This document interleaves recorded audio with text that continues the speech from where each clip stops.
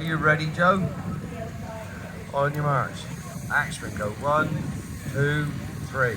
Now this is a standing block, but this is what would normally, back in the days,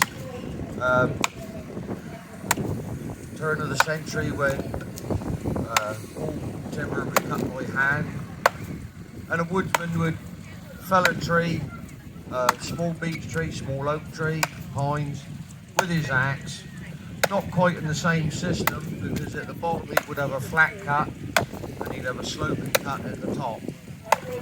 If the trees were any bigger, he'd use a cross cut. Joe's opening that log up pretty good.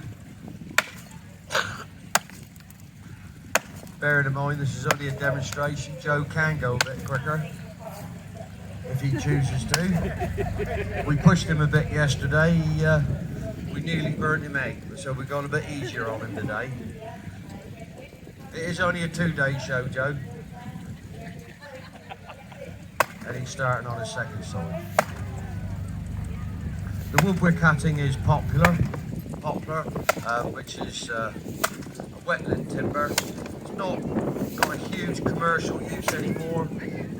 Many years ago, virtually everything had a use that came out of the woods, but as times change, so has the product. So now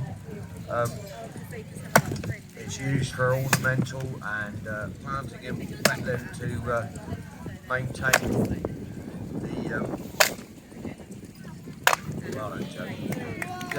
so they plant the poplar to look after the wetlands and for the wildlife. It used to be used for matches and broom handles and broom heads and stuff like that. Right, we got